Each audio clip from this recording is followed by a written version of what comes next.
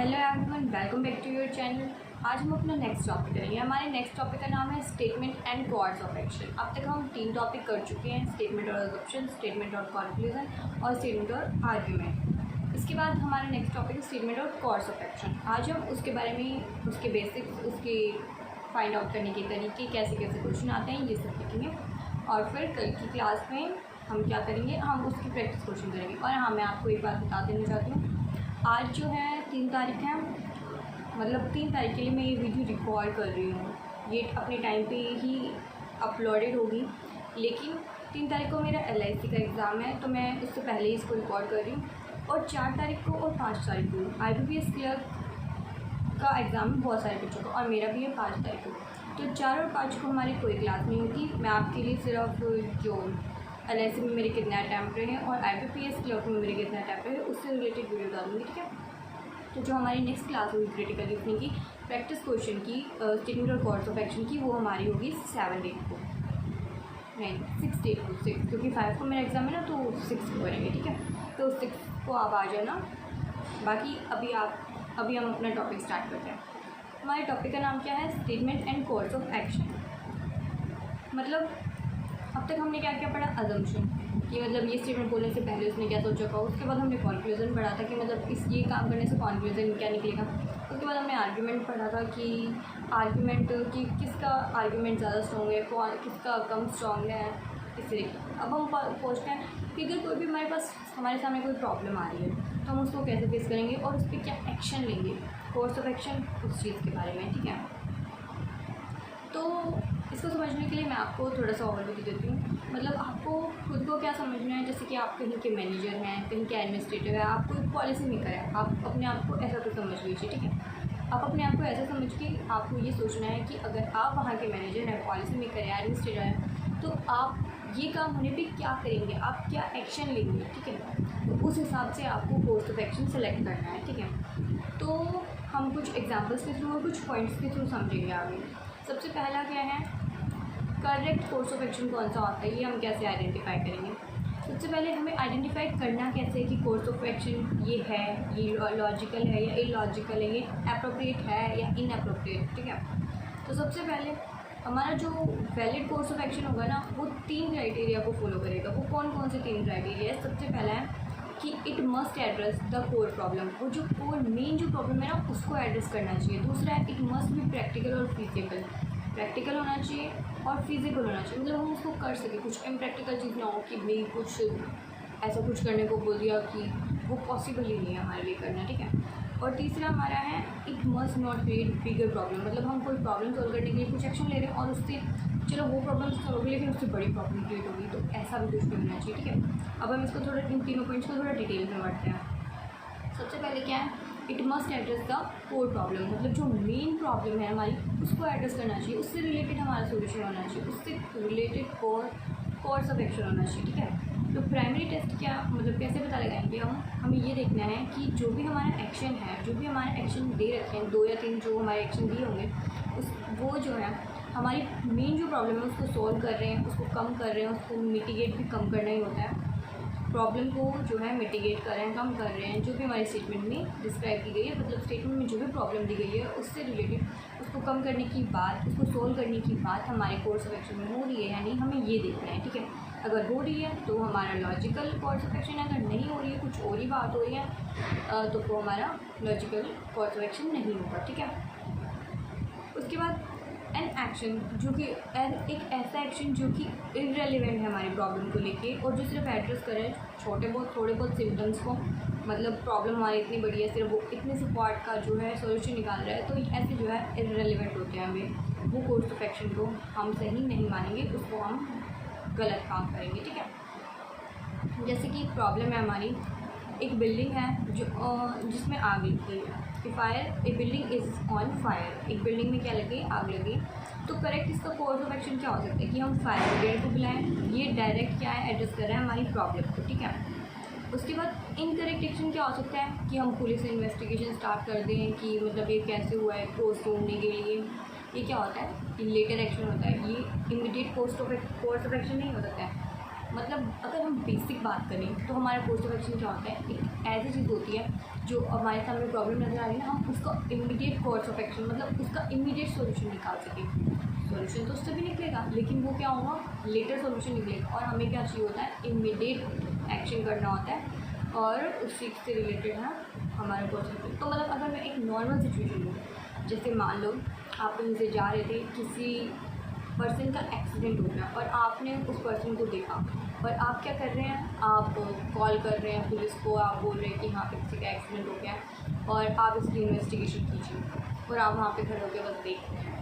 तो इस बात का क्या लॉजिक है, आपने सिर्फ कॉल कर दिया और आप वेट कर रहे हैं कि पहले पुलिस आएगी फिर कुछ होगा, तो ये गलत है। तो आपका जो कोर्स ऑफ एक्शन सही क्या होगा, सबसे पहले अगर आपने किसी पर्सन को देखा है, अगर किसी को चोट लगी हुई है तो आप उसके पास जाइए, उसको फर्स्ट एड प्रोवाइड करिए, उसको कोई से पास के मेडिकल हॉस्पिटल या फिर मेडिकल स्टोर कहीं भी मतलब लेके जाइए जहाँ पे आप उसको थोड़ी बहुत सर्विसेज प्रोवाइड कर सकें ताकि वो पर्सन बच सके। ठीक है, आप पुलिस का वेट कर रहे हैं, पुलिस आने में 2 घंटे लगा देती है, वो पर्सन वहीं उसकी डेथ हो जाती है, तो उस चीज़ का कोई फ़ायदा नहीं। तो हमें ऐसा कोर्स ऑफ एक्शन करना है जिससे सामने वाले का फ़ायदा हो, मतलब उसको बेनिफिट हो, उसकी जान बच जाए। अगर मतलब ऐसा कोई केस है तो उस केस में, या फिर अगर कोई और चीज़ से रिलेटेड भी स्टेटमेंट है तो वैसे भी मतलब बेनिफिट होना चाहिए उस तरीके से। ठीक है, मतलब वो रेलिवेंट होना चाहिए, लॉजिकल होना चाहिए हमारा। ठीक है, आगे हम देखते हैं, मतलब इट मस्ट बी प्रैक्टिकल और फिजिबल, इजीली हम उसको कर सकें ऐसा होना चाहिए और प्रैक्टिकल होना चाहिए। अब जैसे कि एग्जांपल दे रखा है कि फार्मर्स जो हैं सफ़र कर रहे हैं ड्राफ्ट की वजह से, सूखा पड़ गया है जिसकी वजह से फार्मर क्या है सफ़र कर रहे हैं। अब इसमें करेक्ट एक्शन क्या हो सकता है कि गवर्नमेंट जो है प्रोवाइड कर दे immediate relief in the form of subsidies और अल्टरनेटिव एम्प्लॉयमेंट, कोई और एम्प्लॉयमेंट फार्मर्स को प्रोवाइड कर दे या उनको सब्सिडीज़ दे दे गवर्नमेंट। ठीक है, ये जो है हमारा कोर्स ऑफ एक्शन हो सकता है कि हाँ फार्मर्स की मदद हो जाएगी, उनका स्ट्रेस थोड़ा कम हो जाएगा। ठीक है, अगर हम इनकरेक्ट एक्शन की बात करें तो government should provide a ritual to make it fame. ये तो इम्प्रैक्टिकल चीज़ होगी कि गवर्नमेंट कुछ ऐसा रिचुअल परफॉर्म करेगी जिससे बारिश हो जाए, सूखा पड़ा है तो बारिश करने के लिए हम इंद्रदेव को प्रसन्न कर रहे हैं, ऐसा ये इम्प्रैक्टिकल चीज़ें हैं। ठीक है, ये टीवी शोज़ में अच्छी लगती हैं, हाँ कई जगह कुछ लोग करते भी होंगे, बट ये जो है इम्प्रैक्टिकल चीज़ें है, तो हम ऐसे कोर्स ऑफ एक्शन नहीं करेंगे जो कि इम्प्रैक्टिकल है। ठीक है, तो क्या होना चाहिए, जो हमारे जो प्रपोज एक्शन है must be possible to implement, मतलब उनको इम्प्लीमेंट हम कर सकें, ऐसे कोर्स ऑफ एक्शन होने चाहिए। ये आइडियलिस्टिक, यूटोपियन और something that defines practical realities, ऐसे कुछ होना चाहिए जिससे जो प्रैक्टिकल हो।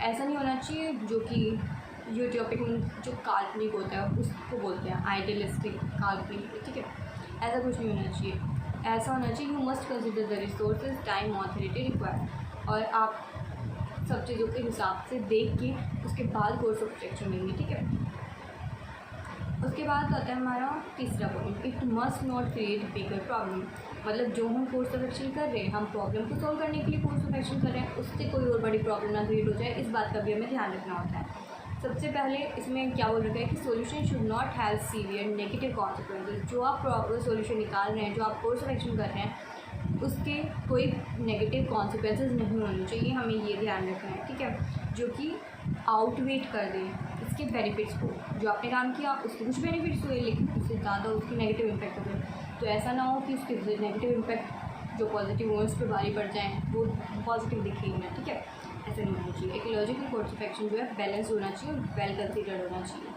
प्रॉब्लम की बात करें तो जो सिटी है वो फेस कर रही है हैवी ट्रैफिक कंजेशन। ठीक है, ये हमारी प्रॉब्लम है। अब इसका कोर्स ऑफ एक्शन देखें तो इम्प्रूव कर दें हम पब्लिक ट्रांसपोर्टेशन को और बिल्ड कर दें नए फ्लाईओवर्स। बहुत ज़्यादा ट्रैफिक हो रहा है तो हम नए फ्लाईओवर्स और इन सबको जो है क्या करें, इम्प्लीमेंट कर क्या क्या कर सकते हैं, ये हमारा ठीक हो जाएगा। मतलब कोर्स ऑफ एक्शन हम पब्लिक ट्रांसपोर्ट को इम्प्रूव कर सकते हैं और नए फ्लाईओवर्स बना सकते हैं। ठीक है, ये हमारा ठीक हो जाएगा। इनकरेक्ट एक्शंस में क्या हो सकते हैं कि हम सारे प्राइवेट कार्स को बैन ही कर दें, इससे हमारी प्रॉब्लम तो सॉल्व हो जाएगी। बैन कर दिया हमने तो ट्रैफिक कम हो जाएगा, लेकिन जो प्राइवेट जो लोग हैं जो अपने व्हीकल से ट्रैवल करते हैं उनके लिए जो प्रॉब्लम क्रिएट होगी, जो इतने सारे अमाउंट में जो लोग हैं जिनको प्रॉब्लम फेस करनी पड़ेगी, उस प्रॉब्लम को सोल्व करने के चक्कर में आपने इतने सारे लोगों को प्रॉब्लम दे दी, ठीक है, तो इसको ओवरवेट कर दिया। ऐसी चीज़ों का हमें ध्यान रखना है। उसके बाद हम आते हैं कॉमन पिटफॉल्स टू अवॉइड, क्या क्या गलतियाँ हमें नहीं करनी है, उनसे हमें बचना है, ठीक है। कुछ ट्रैप्स होंगे, अब तक जितने भी मैंने चीज़ें पढ़ाई इन सब में ट्रैप्स आते हैं ना, वैसे ही इसमें भी कुछ ट्रैप्स होंगे, जैसे कि एक्सट्रीम या हार्ड एक्शन हो रहा है, कुछ बहुत बड़ा ही एक्शन हो रहा है, ऐसा जो आप पहले देख सकते हैं, जैसे कि action that are overly drastic, punitive, severe और जनरली इनकरेक्ट, जैसे कि ban completely, arrest everyone, shut down, ये क्या है, रेड फ्लैग्स है। जैसे कि एक्शन जो कि ओवरली ड्रास्टिक है, मतलब बहुत ही ज़्यादा बड़े बड़े जो एक्शन हो रहे हैं, जो जैसे कि और किसी को बहुत बड़ी सज़ा दी जा रही है इस तरीके के, या फिर जो जनरली इनकरेक्ट होते हैं, जो बहुत, ठीक है, इस तरीके में। जैसे कि अगर ऐसे वर्ड यूज़ हो रहे हैं हमारे सेंटेंस में, बैन कम्प्लीटली, अरेस्ट कर लो, अरेस्ट ऑल मतलब सबको ही अरेस्ट कर लो, या शट डाउन मतलब किसी चीज़ को बैन ही कर दो, इस तरीके से बंद ही कर दो। अब ये क्या है, रेड फ्लैग्स है हमारे, मतलब रेड फ्लैग का मतलब अगर ये हमें सेंटेंस में दिख जाए तो वो हमारे कोर्स ऑफ एक्शन गलत होगा, ठीक है। इम्प्रैक्टिकल सजेशन, अगर हमारे इम्प्रैक्टिकल सजेशन दे रखे कोर्स ऑफ एक्शन में, तो वो भी हमें गलत मानने हैं, ठीक है। जैसे कि एक्शन जो कि सुनने में तो अच्छे लगे लेकिन वो क्या हो, पॉसिबल ना हो, हम उनको इम्प्लीमेंट ना कर सके लार्ज स्केल पर, ठीक है। उसके बाद मिस जजिंग द स्कोप को अगर हम मिस जज कर रहे हैं, जो एक्शन है must match the scale of the problem, एक small localized issue does not regard nationwide policy, मतलब मिस जज नहीं करना हमें स्कोप को, जितनी हमारी प्रॉब्लम है हमें सोल्यूशन भी उसी के हिसाब से ढूंढना है। अब मान लो किसी एक गाँव में कोई प्रॉब्लम हो रही है और आप पूरे देश में चेंज लेके आ रहे हो, तो ऐसा हमें नहीं करना है। अगर किसी छोटी सी जगह में प्रॉब्लम है तो हमें उस छोटी सी जगह के अंदर ही उसका सोल्यूशन निकालना है। ऐसा नहीं है कि आप छोटी सी जगह के वजह से आप पूरे देश में चेंजेस लेके आएंगे, ठीक है। उसके बाद पर्सनल बिलीफ या पॉलिसीज़, जैसे कि एक्शन जो कि एक लॉजिकल एडमिनिस्ट्रेटिव स्टेप है, not based on personal moral, मतलब जो हमने पहले पढ़ा था कि पर्सनल ओपिनियन पे बेस नहीं होना चाहिए, सोशल वेलफेयर उसके हिसाब से होना चाहिए, ठीक है। उसके बाद हम कुछ एग्जाम्पल कर लेते हैं। सबसे पहला एग्जाम्पल दे रखा है हमारा, एक रीसेंट रिपोर्ट जो है उसने इंडिकेट किया है कि जो ग्राउंड वाटर लेवल है मेजर एग्रीकल्चर स्टेट्स के अंदर, उसने डिप्लीट कर दिया alarming due to excessive extraction for irrigation. मतलब इसमें क्या बोला जा रहा है, कोई एक जगह है, मतलब ऐसा बोला जा रहा है कि एक रीसेंट रिपोर्ट आई है, उसमें ग्राउंड वाटर लेवल जो है वो घट गया है, मतलब कम होता जा रहा है। क्यों? क्योंकि इरिगेशन के लिए लोग जो है बहुत पानी ले रहे हैं वहाँ से, तो इसलिए पानी का जो लेवल है वो घटता जा रहा है, ऐसा बोला जा रहा है एक रिपोर्ट में। तो इसका कोर्स ऑफ एक्शन क्या हो सकता है कि government should completely ban the extraction of groundwater for any purpose in the state, मतलब गवर्नमेंट कम्प्लीटली बैन कर दे कि मतलब किसी पर्पज़ के लिए लोग उसमें से पानी ले ही नहीं सकते। तो पहली बात तो कम्प्लीटली बैन आ गया, हमारा सेंटेंस वैसे ही गलत हो जाएगा, ठीक है, और वैसे पढ़ने से भी हमें पता चल ही रहा है। The government should launch a campaign to promote water efficient farming technique like drip irrigation, encourage farmers to shift less water resources। मतलब दूसरा कोर्स ऑफ एक्शन क्या दे रखा है हमारा, बोल रखा है कि गवर्नमेंट को ऐसे कैंपेन्स लॉन्च करने चाहिए जिससे वाटर एफिशिएंट टेक्नोलॉजीज़, ऐसी टेक्निक्स फार्मर्स को पता चले, जैसे कि ड्रिप इरीगेशन, और इनकरेज करें गवर्नमेंट फार्मर्स को कि वो शिफ्ट करें जिन क्रॉप ऐसे फ्रूट्स की तरफ जिनको कम वाटर की ज़रूरत होती है, ठीक है। तो ये हमारा ठीक हो जाएगा।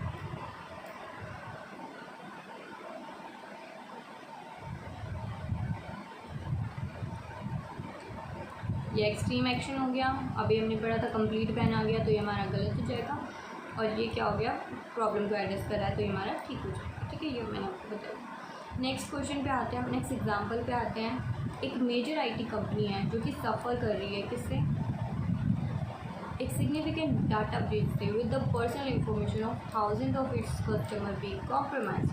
मतलब कोई एक बहुत बड़ी आईटी कंपनी है जो कि सफ़र कर रही है, मतलब डाटा ब्रीच से मतलब पर्सनल जो इन्फॉर्मेशन है बहुत सारे लोगों की वो क्या कॉम्प्रोमाइज़ हो रही है, मतलब पर्सनल इन्फॉर्मेशन वो सेफ नहीं है उनकी, तो ऐसी कुछ बात की जा रही है। तो कोर्स ऑफ एक्शन क्या हो सकता है? कंपनी जो है इमीडिएटली इन्फॉर्म करें अपने सारे अफेक्टेड कस्टमर्स को ब्रीच के बारे में और एडवाइस करें उनको कि वो अपना पासवर्ड चेंज करें और मॉनिटर करें अपने अकाउंट को।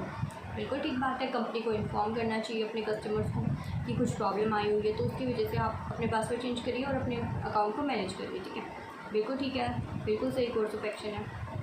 दूसरा, company should hire an external cyber security team to conduct a thorough audit of its system and plug all security vulnerabilities.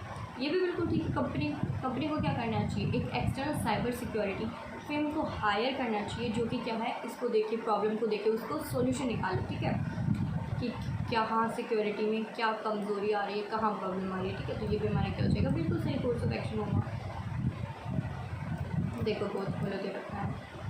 उसके बाद हम आते हैं अपने नेक्स्ट एग्जाम्पल लेके। एक आउटब्रेक जो है of a previously unknown viral fever has been reported in 3 districts of a state leading to panic among the residents. मतलब एक आउटब्रेक हुआ है, पहले कोई वायरल डिजीज़ आई थी, वायरल फीवर आया था, जो उसका दोबारा आउटब्रेक हो गया, ऐसा बोला जा रहा है। जो प्रीवियसली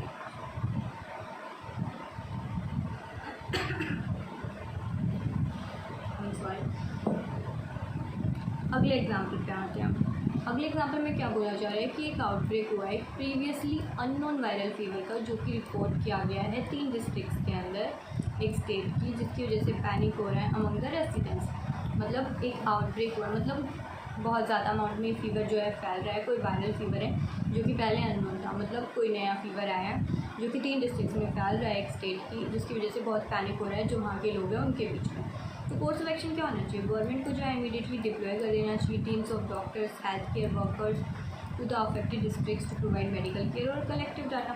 बिल्कुल ठीक बात है कि गवर्नमेंट को क्या करना चाहिए, इमीडिएटली डॉक्टर्स की टीम को और हेल्थ केयर वर्कर्स को जो है भेजना चाहिए उस एरिया में जहाँ पे ये फीवर फैल रहा है और उनका इलाज करना चाहिए और डाटा को कलेक्ट करना चाहिए ताकि वो जो है उसका सोल्यूशन निकाल सके, मेडिसिन वगैरह तैयार कर सके। ठीक है, ये हमारा बिल्कुल ठीक हो जाएगा। उसके बाद हमारा नेक्स्ट स्टेप है जो government should advise the general public not to travel और टू और from affected district until the virus is contain.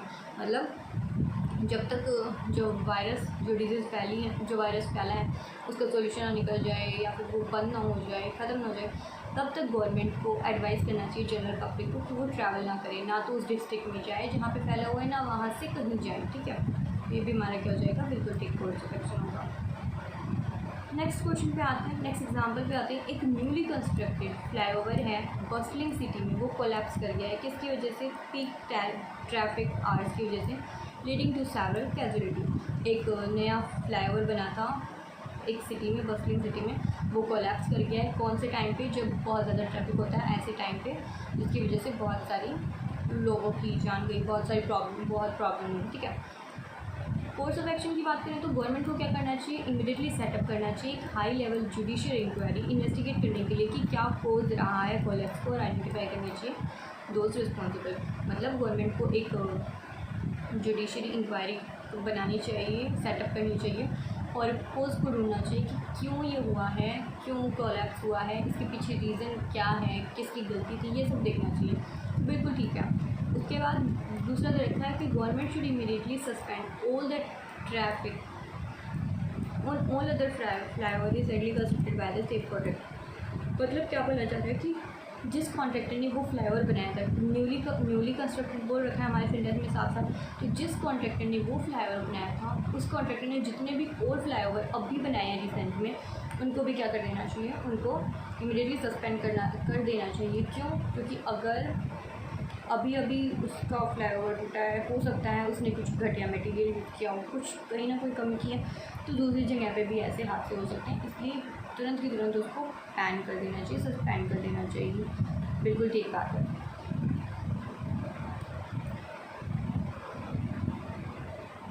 ठीक है, देखो तो चैप्टर की समरी की बात कर लेते हैं। एक वैलिड कोर्स ऑफ एक्शन क्या है, प्रैक्टिकल और लॉजिकल स्टेप है सॉल्व करने के लिए या रिड्यूस करने के लिए प्रॉब्लम को। ठीक है, एक वैलिड कोर्स ऑफ एक्शन क्या होता है, एक प्रैक्टिकल और लॉजिकल स्टेप है हमारी प्रॉब्लम को सॉल्व करने के लिए, हमारी प्रॉब्लम को कम करने के लिए, ठीक है। उसके बाद बोला गया है कि हमें ऑलवेज चेक करना है कि एक्शन जो है फीजेबल है और within the realm of possibility है। फीजेबल होना चाहिए, इजीली कर सके, और ऐसा होना चाहिए जो हम परफॉर्म कर सकें, इम्प्रैक्टिकल चीज़ ना हो, ठीक है। बेस्ट सॉल्यूशन एड्रेस करता है रूट कोज को ऑफ द प्रॉब्लम और प्रोवाइड करता है immediate relief where necessary. Best solution क्या है? रूट कोज को, जो मेन प्रॉब्लम है उसका सॉल्यूशन निकालेगा और जो है प्रोवाइड करेगा इमीडिएट रिलीफ किसको, जहाँ पे भी ज़रूरी होगी उसको ज़रूरत होगी, ठीक है। Avoid extreme harsh impractical action, एक बैलेंस अप्रोच जो है यूजुअली करेक्ट। मतलब जो भी एक्सट्रीम कंडीशंस होंगी जो मैंने आपको बताई थी, उनको जो है हमें क्या करना है, अवॉइड करना है, इम्प्रैक्टिकल चीज़ों को अवॉइड करना है। और क्या बोला गया कि एक बैलेंस्ड अप्रोच जो है हमेशा करेक्ट होगी, ठीक है। एक सिचुएशन जो है can have more than one valid course of action, एक सिचुएशन पे एक से ज़्यादा कोर्स ऑफ एक्शन जो है वैलिड हो सकते हैं, ठीक है। एक दो क्वेश्चन भी कर लेते हैं हम, बहुत बड़े बड़े क्वेश्चन मेरे पास के, चलो देखते हैं। एक दो ही क्वेश्चन करेंगे आज, बाकी हम प्रैक्टिस सेशन में करेंगे 6 डेट को, ठीक है। 6 तारीख को सबको आना है, सबका प्रीलिम्स भी हो जाएगा, तो मेंस के लिए आप लोग फ्री होके पढ़ सकते हो फिर, ठीक है। A day after a stampede claimed 11 lives and left 56 injured at M. Chinnaswamy Stadium in Bangalore during a celebration for Royal Challenger Bangalore IPL 2025 victory. Karnataka CM suspend the Bangalore Police Commissioner and all judicial police officials, ordered a judicial probe. An FIR has also been registered against the RCB franchise, the event manager company, and the Karnataka State Cricket Association. The High Court has also taken suo motu cognizance of the incident, asking the government 9 questions about the cause of stampede. इसमें क्या बोला गया, जो stampede जो हुआ उसके बाद claim किया गया कि 11 लोग उनकी जान चली गई और 56 लोग जो हैं इंजर्ड हैं। इसकी वजह से कहाँ पे हुए हैं, ये जो एम चिन्नास्वामी स्टेडियम के अंदर बेंगलुरु में एक सेलिब्रेशन हुआ था आरसीबी की आईपीएल की विक्ट्री को लेके। तो जो कर्नाटका के सीएम हैं उन्होंने सस्पेंड कर दिया बेंगलुरु के जो पुलिस कमिश्नर थे उनको और सारे जुडिशियल पुलिस ऑफिसर्स को, और ऑर्डर किया है एक जुडिशियल प्रॉब मतलब इन्वेस्टिगेशन ऑर्डर की है कि मतलब एक इन्वेस्टिगेशन की जाए। एक एफआईआर भी रजिस्टर कर दी गई है किसके अगेंस्ट, आरसीबी की फ्रेंचाइज के अगेंस्ट, जो इवेंट मैनेजमेंट कंपनी है और जो कर्नाटका स्टेट क्रिकेट एसोसिएशन है, इन सब के खिलाफ चाहे एक एफआईआर भी दर्ज कर दी गई। जो हाई कोर्ट है उसने भी सो मोटो ऑर्गेनाइजर्स किया है इंसिडेंट को लेकर, पूछा है गवर्नमेंट से। क्या पूछा है, 9 क्वेश्चन पूछे हैं किसके बारे में, कि कोज क्या रहा था स्टैम्पेड का, मतलब क्यों हुआ ये हादसा, ठीक है। इसका कोर्स ऑफ एक्शन हम क्या क्या कर सकते हैं, अब हमें ये देखना है। सबसे पहले जो गवर्नमेंट शुड इमीडिएटली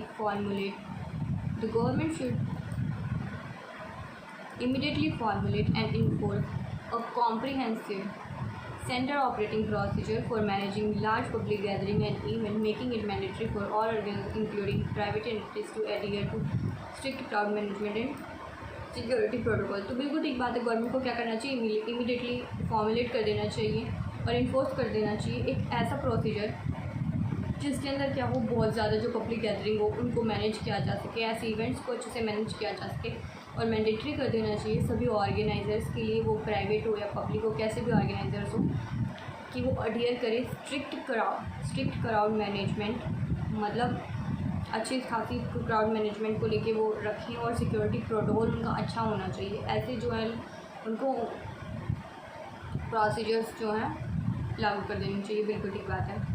ये एक अच्छा कोर्स ऑफ एक्शन हो सकता है। उसके बाद एक कंप्लीट बैन लगा देना चाहिए किस पे, सारे पब्लिक सेलिब्रेशन पे, विक्ट्री पैरेड्स पे, स्पोर्ट्सिंग इवेंट पे, फ्यूचर के मतलब ऐसा कुछ भी इवेंट ही ना हो फ्यूचर में, ताकि ऐसा कोई ट्रैजिक इंसिडेंट ना हो। इससे बचने के लिए इतना पढ़ने का हमें ज़रूरत ही नहीं थी, ठीक है।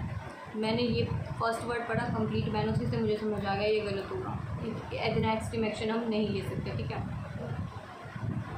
उसके बाद हमारा दे रखा है यूएस के जो प्रेसिडेंट है डोनाल्ड ट्रंप, इन्होंने रिव्यू किया है कॉन्ट्रावर्शियल ट्रैवल बैन, किस पे, टारगेट किया है 12 कंट्रीज़ को और इम्पोज किया है पार्शियल रिस्ट्रिक्शन 7, मतलब 12 कंट्रीज़ को तो बैन ही कर दिया कि वो ट्रैवल नहीं कर सकती, और 7 कंट्रीज़ पे पार्शियल बैन लगाया है, पार्शियल रिस्ट्रिक्शन लगाया है। ठीक है, मूव जो है क्रिटिसाइज़ किया गया किसके द्वारा?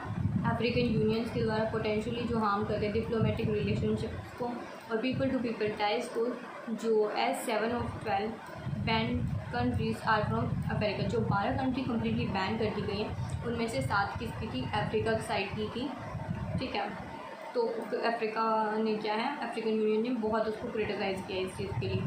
जो बैन है वो स्पर्ड किया गया by recent attack in Colorado, जो कि US authority blamed on an individual who was in the country illegally.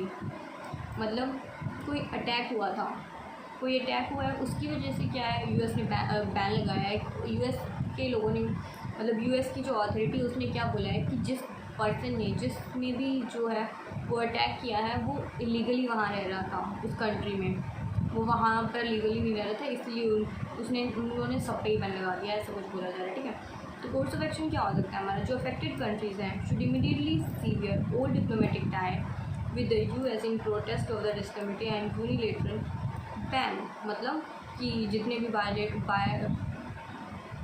Diplomatic ties हैं उन कंट्रीज़ के यूएस के साथ, उसको सबको जो है ख़त्म कर देना चाहिए। ऐसा इमीडिएटली सारे के सारे डिप्लोमेटिक टाइज़ को, ये ऑल वर्ड आ गया, इसी हमारे सेंटेंस को गलत बनाता है। ठीक है, उसके बाद इंटरनेशनल जो ह्यूमन राइट्स ऑर्गेनाइजेशन और यूएन जो है उसको कलेक्टिवली कंडेम करना चाहिए ट्रैवल बैन को, और इनिशिएट करना चाहिए dialogue with the US government to reconsider the policy on humanitarian ground and provide legal assistance to those affected by the ban. मतलब इंटरनेशनल जो ह्यूमन राइट्स ऑर्गेनाइजेशन है और जो यूनाइटेड नेशंस हैं, उनको कलेक्टिवली मिलकर बात करनी चाहिए इस बैन को लेकर, और क्या करना चाहिए कि जो यूएस की गवर्नमेंट है उसको रिकन्सिडर करना चाहिए पॉलिसी को ह्यूमैनिटेरियन ग्राउंड, मतलब उन लोगों को लेके जिनको, और प्रोवाइड करना चाहिए लीगल असिस्टेंस किसको?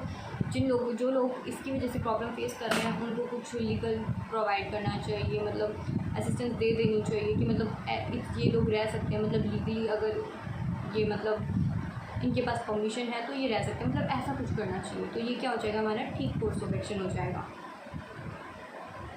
फिर हमारा आता है थर्ड क्वेश्चन। चलो आज हम 2 ही क्वेश्चन करते हैं। ठीक है, बाकी हमने एग्जाम्पल तो वो कर लिए हैं। आप थर्ड क्वेश्चन खुद से ट्राई करना। देखो ये थर्ड क्वेश्चन यहाँ से स्टार्ट होता है, इसको आप पढ़ना स्टॉप करके वीडियो को, उसके